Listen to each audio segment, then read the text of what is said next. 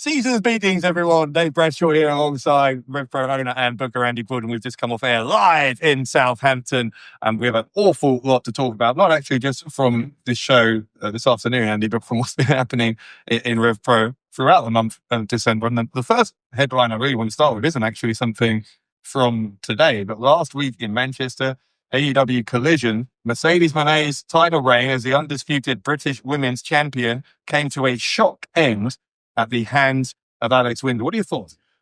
Well, my thoughts are it was a commentator's curse from you, Dave, wasn't it? Because last week you were adamant, or 14 days ago you were adamant. She's going to close the year as champion. Yeah. What else could go wrong?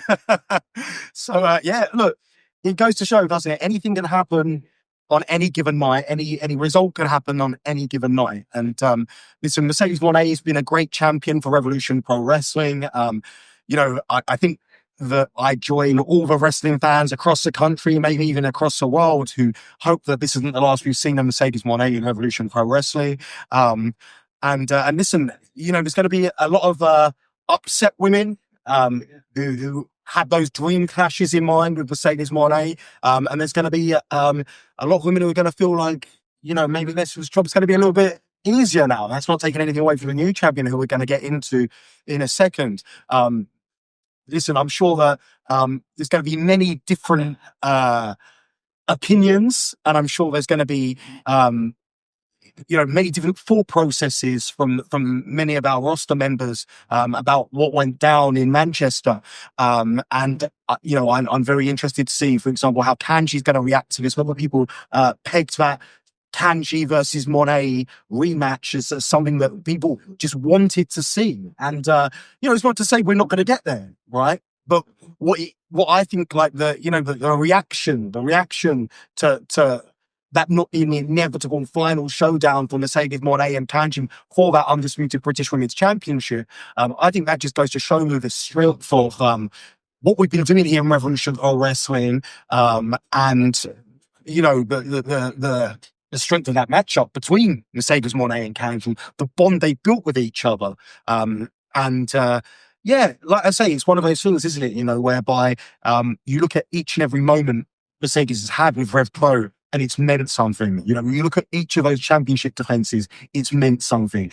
From Kanji to Sapphire Reed to Emerson Jane, and of course to Rio in that spectacular contest just 14 days ago.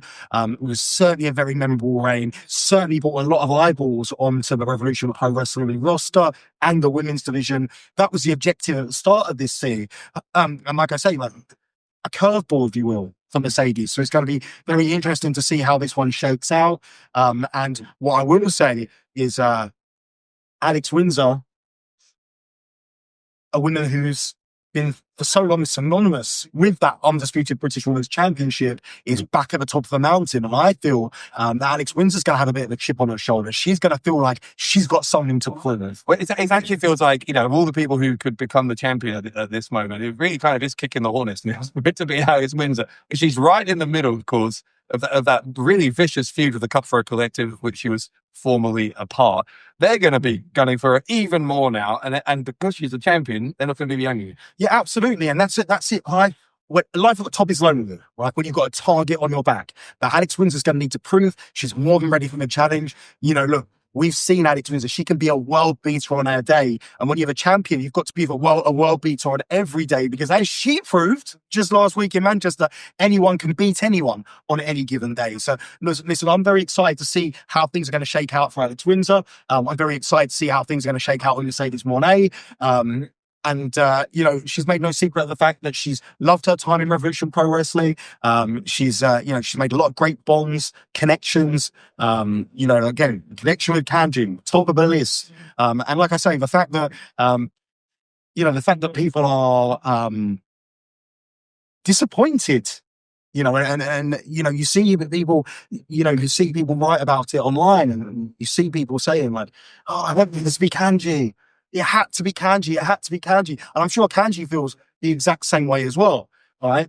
But the fact that people feel that way shows the level of investment that people have got in what's been going on here over the last year or so, or last year, not year or so. But listen, it's an exciting time. And I'm very excited to see how this all shakes out. And again, like, my job is to make matches and make the matches that people want to see. And we're going to do what we can to make those matches that people want to see. And I'm sure that the undisputed British Women's Championship is going to be at the forefront of all of that. And, you know, look, I think with Alex Windsor as champion as well, I think it's safe to say she's going to want to kind of stick it to Mercedes Moné, and she's going to want to be a more active champion than Mercedes Moné was. But think about the start of the year when people are going, you're never going to see Mercedes in RevPro. You're never going to see Mercedes in RevPro. We have seen her in RevPro. She's been consistent in RevPro. The level she's delivered in RevPro has been something else. Right. And as recently as 2 weeks ago. Right. Absolutely. Absolutely. Look, we've just put out our top 10 matches of the year on YouTube. Mercedes Moné features in 2 of those matches. There's an argument for 3, maybe even 4 matches of hers being in that top 10. So it's a controversial list, if you will, and it's not a match. It's not a list that I put together, because there's a few more matches in that list that I would have added. But it's like all wrestling; it's subjective, right? But we've had so many great moments, and what looking at that top 10 did for me was it just reinforced how lucky we've been to have had such a fantastic year of professional wrestling, and had so many items on Revolution Pro Wrestling across the wrestling world. Look, we're not making. We're not saying we're anything. We're not pretending to be bigger than we are. We're not pretending to be the biggest dog in the fight. This is, you've seen it firsthand since you come back. This is very much a DIY pro wrestling promotion, and we're doing it with passion. We're doing it with love, and we're making it work. We're making it happen, and we're producing consistently top level professional wrestling. And I think it's this type of consistency that people will look back on in years to come and say, "Hey, we had it very, very lucky," because look, the level of the wrestlers in Red Crown right now is something else. And all you got to do is look at tonight's show and look at, just for example, that match between Leland Bryan and Leon Cage, both 18 years of age. Unbelievable. And that's just the tip of the iceberg when we talk about young talent here in Revolution Pro Wrestling. So, like I say, like, I always feel like I'm going, it's an exciting time, and it's an exciting time. I genuinely believe it. I wouldn't sit here and tell you lies. I wouldn't sit here and say things that I didn't believe to be true, because I've said the ultimate test of time will be looking back at all the words that we've said over the years and being able to tally it up and see if the truth was spoken. And I will always, to the best of my ability, tell you the truth. And I tell you what, it's very uncharacteristic for a promoter to do that. But the reason I do that is because it makes it a lot harder to get tripped up on lies, right? Because that's something that has been synonymous with the wrestling business over the years. Promoters lie, promoters exaggerate, and then they get caught up on their lies. You're not going to find that with RevPro, because I'm coming at this from a fan's perspective. Fans don't want to be lied to. Fans don't want to be BS, because fans can tell, right? So we're going to tell it like it is, right? We're not going to over-exaggerate things. We're not going to over-egg things. And sometimes that's to our detriment as well, because we should be talking up a lot more about what we've been doing. Because I think that if we, I don't know, maybe if we did that, it wouldn't be taken for granted as much. Who knows? But like, it's like I say, like, it's been an interesting time, because we've been coming off of our Christmas break, and I was like, oh, it's going to be so tough. You know, we had like this 2-week gap, which is a long time for us at RevPro. It's remember Christmas and everything going on around it. It feels like an age, doesn't it? Right, absolutely. And I've been in, my Christmas pajamas all week, and like, and now it's like, we're going to have to get back to it, right? Mm-hmm. And I'm like, oh, I don't really know if I can do this. And then you get back, and it's just the passion, and it's not just from myself. It's yourself. It's all the guys and girls in the back. It's the referees, the managers, the camera crew, the ring crew, all the trainees getting involved. Every single person who's involved in this makes this fun to be around. It just gives me energy and makes me want to push even harder to take this thing to the next level. And that's exactly what we intend to try and do in the year 2026. Especially when we've got all this kind of talent to showcase. You're talking about the Leland Bryans, the Leon Cages, those kind of up and coming guys. It just gives us such an energy as a whole company and the whole wrestling scene, I feel like, as we go into the new year. In amongst that, you talked about how it's lonely at the top as a champion and how you've got a target on your back.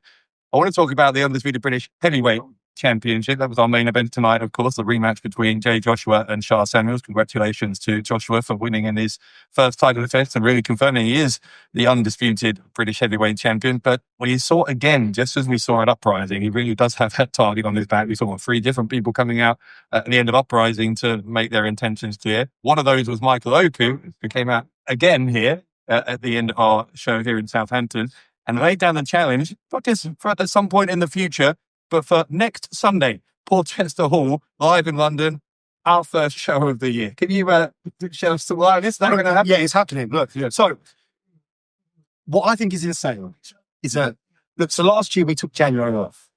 This year, the next 3 weeks in a row, we're going to have live Pro Wrestling at its best available to you on RevProOnDemand.com. All right, we're in Porchester Hall next week. Then we're in Sheffield. Then we're in Coventry. All right, it's going to be a great 3 weeks of action. And then I think the motto this year is we just keep going. We just keep pushing. All right, we're not taking that time off as much as I need it.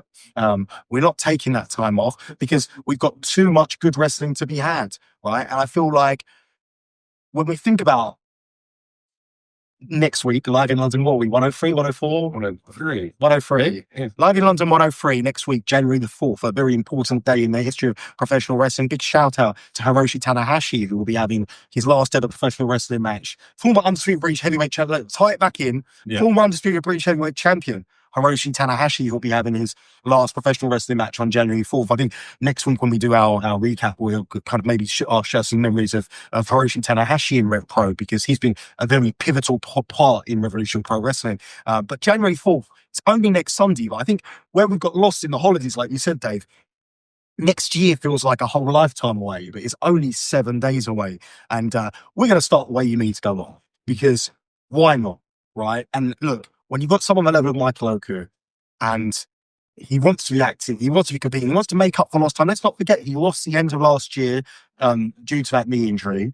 He defeated Conor Mills in what could be seen as an unofficial number 1 contenders match for that heavyweight championship. He wants to remain active. We don't know how much longer we're going to have Michael Oku with us here in Revolution Pro Wrestling. And that's the case with every single wrestler who competes for us, because as we've discussed, the levels of the wrestlers we have on our roster.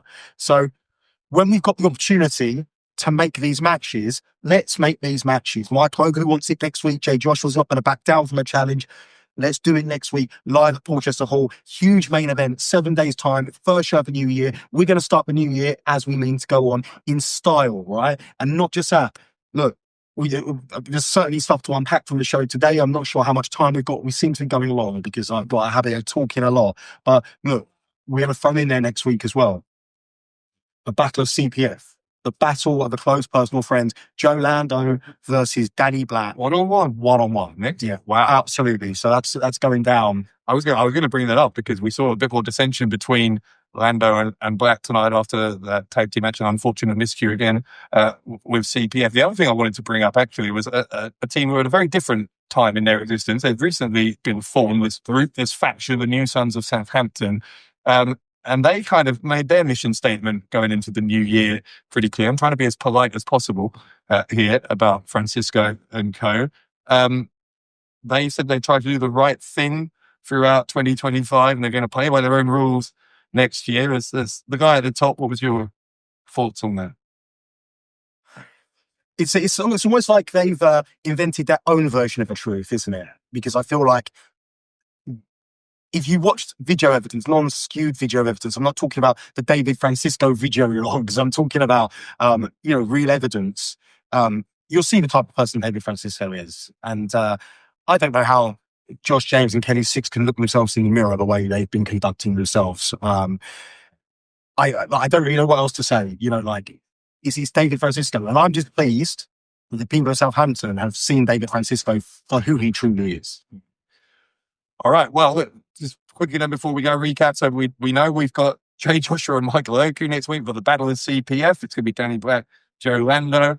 Anything else you can tell us about next week? So next week as well, as I'm sure, I'm not sure what comes out first, if this or a backstage comments coming out first, but a very emotional Shah Samuels has challenged Nino Bryant for a singles match next week, a special challenge match. Interesting. Which is very interesting because Charles Samuels, obviously, we saw how devastated Charles Samuels was as a result of this contest, and he wants to compete against Leon O'Brien, who's a young man who he's mentored a lot. Himself and Michael Oakley play a huge part in the training of Leon O'Brien. Predating the London School of Wrestling, but obviously more recently at the London School of Wrestling, where they've been working alongside Leon O'Brien very, very closely. And you know, he just wants to have matches which are fun, which is, I'm not sure if that's a good thing or a bad thing, because we know how Shah used that R word, that retirement word in the lead up to that undisputed British Heavyweight Championship match with Ricky Knight Jr. And the fact that now he's talking about wanting to have matches which are fun to him, etc. We know, you know, more than anyone, Dave, how hard Shah Samuels worked and prepped for this contest with Jay Joshua. While everyone else was having their Christmas dinners, Shah Samuels was on his treadmill, right? It's a lot more pleasurable these days than it used to be, because he was able to put EastEnders up on the iPlayer and watch that, you know. But it felt like almost like he wanted a sense of closure, almost, in the sense that he wanted to know before the year ended whether that was just a blip and he was going to get back to the top. And he wrestled, I think we said it on commentary, he wrestled the perfect match until he didn't. Until the first half. Right. And certainly a game of two halves.